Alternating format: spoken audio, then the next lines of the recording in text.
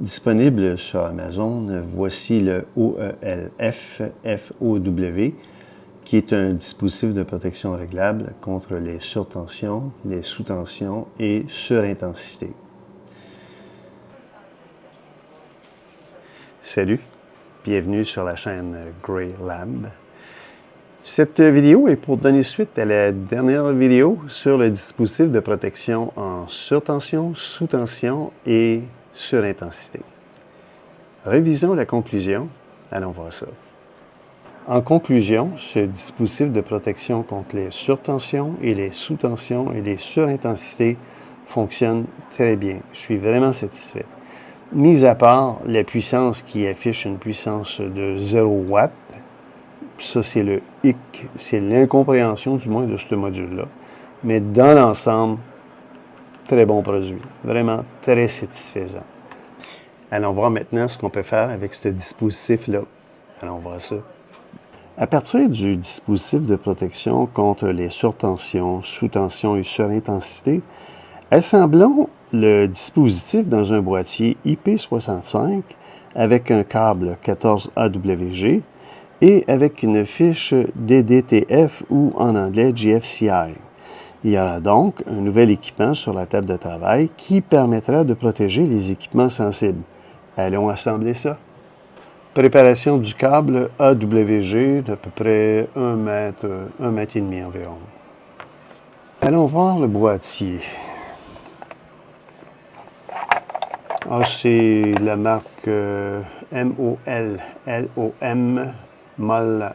Molam, le modèle HT-2WAY.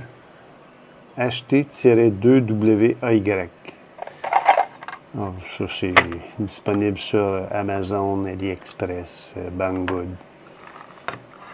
OK, donc, il y a un petit caoutchouc, différents connecteurs, des vis.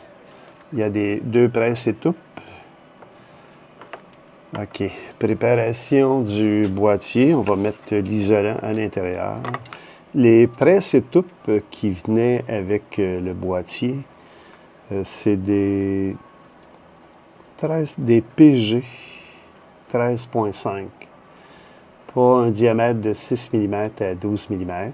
Alors, ceux-ci, j'ai dû les remplacer pour le câble qui est utilisé dans la vidéo par des PG11. PG11 pour un diamètre de 5 mm à 10 mm. Donc, ça rentre très bien. Je vais percer les ouvertures du boîtier pour pouvoir insérer les presses étoupes. Allons percer. Les trous ont été perforés, donc l'installation des presses étoupes de chaque côté. Alors, le marquage est fait sur les câbles.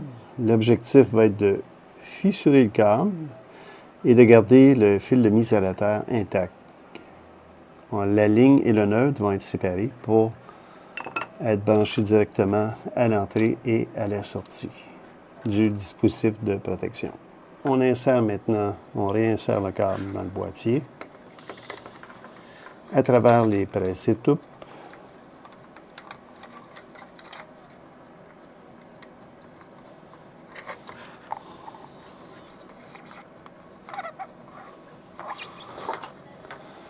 Comme ça. Oui, elle amène ça comme ça. On fait juste l'amorcer. Comme ça.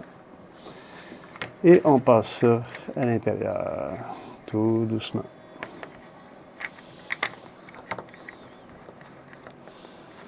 Donc, voici notre zone de travail. Où est-ce que nous allons faire les branchements sur le dispositif. Donc, il y a l'entrée et il y a la sortie. Donc, celui-ci va venir s'insérer comme ça dans le boîtier. Voici le résultat du câble passé. L'astuce ici, c'est le fil qui demeure intact, le fil de mise à la terre, c'est de lui laisser le plus de longueur possible pour être en mesure de pouvoir entrer le dispositif sur le ride-in à l'intérieur. Installation des terminaux.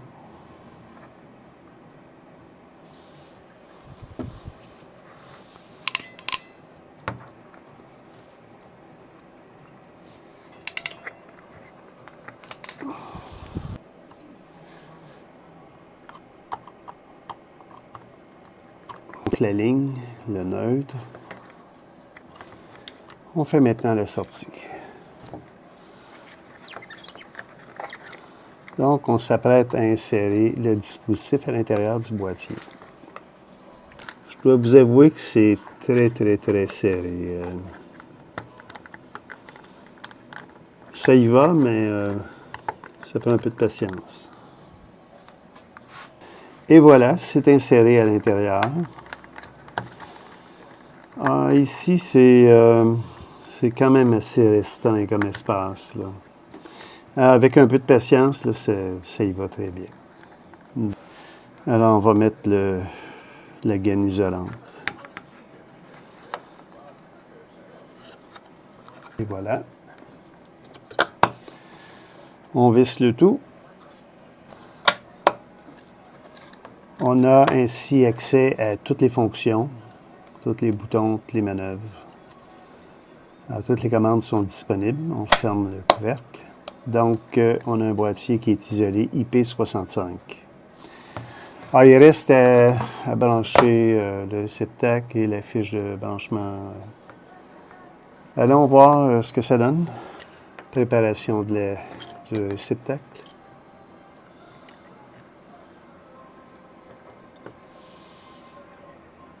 Le connecteur GFCI qui est branché. Alors, le noir avec le noir, le vert avec le vert, le blanc avec le blanc. Ligne mise à la terre neutre. C'est bien serré. Oui. C'est bien serré. Donc, il ne reste plus rien qu'à fermer le couvercle et à faire les essais. Alors, voici le résultat. Le produit assemblé. Donc, on retrouve ici le dispositif de protection. On retrouve une fiche DDTF, ou en anglais GFCI, et évidemment, le réceptacle de branchement. Alors, voici, tout est complété. Et maintenant, il ne reste plus rien qu'à faire quelques petits essais. La programmation, ce qui est important ici, c'est de ne pas perdre de vue ici le feuillet avec la programmation. Donc, sur une table de travail, c'est un outil qui va être intéressant. Maintenant, l'ensemble devient un petit équipement pour la table de travail dans l'atelier. Effectuons quelques essais en tension. Alors, la tension nominale de service, supposons à 110 volts. Le overvoltage value était de la valeur de la surtension, était ajusté à 130 volts. On monte à 130 volts. Et voilà, l'alimentation se coupe à l'intérieur de 100 millisecondes. Allons au overvoltage recovery value, qui était à 125 volts. On descend une coche encore. Et voilà. Il y a un compte à rebours de 10 secondes qui a été programmé à 10 secondes. Voilà. Allons maintenant au undervoltage value qui était à 100 volts. Donc, il y a un délai de 100 millisecondes pour couper l'alimentation. Ça fonctionne. On monte maintenant au Under Voltage Recovery Value qui était à 105 volts. Donc, il y a un délai de 10 secondes. Donc, dans l'ensemble, tout fonctionne bien. Alors voilà, le dispositif complété. Voici 5 dispositifs de protection contre les surtensions et les sous-tensions. Il y a le Sinotimer, le SVP-912, qui protège contre les surtensions, les sous-tensions avec des délais programmables. Je vous invite à consulter la vidéo 39 qui porte à ce sujet. Ensuite de ça, il y a dans la famille Ortis le HRPS-01 qui, lui, nécessite une modification au niveau de l'aération. Je vous invite à consulter la vidéo 43. Vraiment très intéressant. C'est vraiment un plug and play avec cependant un délai fixe à 3 minutes au démarrage et entre une détection d'une surtension ou d'une sous-tension. Intéressant. Ensuite de ça, dans la famille Yellow Hat, je vous invite à consulter la vidéo 48 qui traite sur le sujet, qui est le modèle YV110-60, qui lui est déjà programmé en usine, qui offre la possibilité en sous-tension pour la détection de sous-tension avec un potentiomètre qui permet de pouvoir ajuster la tension de sous-tension entre 90 et 105 volts. Sa tension en surtension est à 140 volts.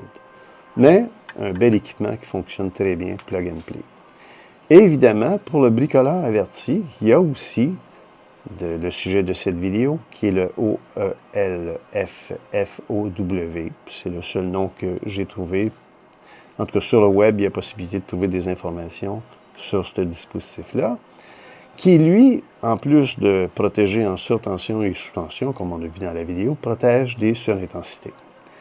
Et il y a aussi le modèle SVP-916 de la marque sans nom, qui, lui, détecte les surtensions, les sous-tensions et qui fait exactement les mêmes fonctions que le SVP-912 et les mêmes fonctions que le dispositif, le OELFFOW. Cependant, lui aussi détecte les surintensités. Cependant, je vous invite à consulter la vidéo qui va sortir prochainement. Il y a un sérieux bémol sur la détection en courant, en intensité. Alors voilà une présentation des différents dispositifs de supervision. Pour le bricoleur averti, je trouve très intéressant le OELFFOW qui a été traité dans cette vidéo. Cependant, pour protéger un équipement, par exemple, un réfrigérateur, un congélateur, un four micro-ondes ou un équipement sensible aux variations de tension, j'irai avec le SVP-912 qui permet de programmer les surtensions, les sous-tensions avec des délais au démarrage, des délais entre les détections de faute. Maintenant, il vous appartient, si cela vous intéresse, de choisir à travers toute cette gamme-là. Mais je vous invite à consulter la prochaine vidéo qui va sortir sur le SVP-916. Alors, pour le bricoleur averti, mon choix, c'est celui-là. Pour un réfrigérateur, un congélateur, un four micro-ondes, un équipement sensible aux variations de tension, j'irai avec le SVP-912. J'ai utilisé le Sino Timer, c'est celui que je favorise. On le programme une fois, puis ensuite de ça, on laisse dormir ça, qui supervise et qui surveille un équipement contre les dommages. L'utilité de ces équipements-là, c'est un exemple qui peut arriver, c'est une panne du réseau de distribution électrique. OK, à ce moment-là, là, il y a la panne qui se produit. Et au retour, il pourrait y avoir un survoltage qui pourrait se produire et qui pourrait provoquer des dommages sur les équipements. Ça ici, ou une sous-tension, par exemple, une branche qui tombe sur une ligne de distribution qui provoque un court-circuit. À ce moment-là, il peut y avoir des effets de rebondissement sur le réseau et provoquer des variations importantes qui peuvent endommager les équipements. Donc, voici la raison pour laquelle j'ai été motivé à explorer le monde des protecteurs en surtension et sous-tension.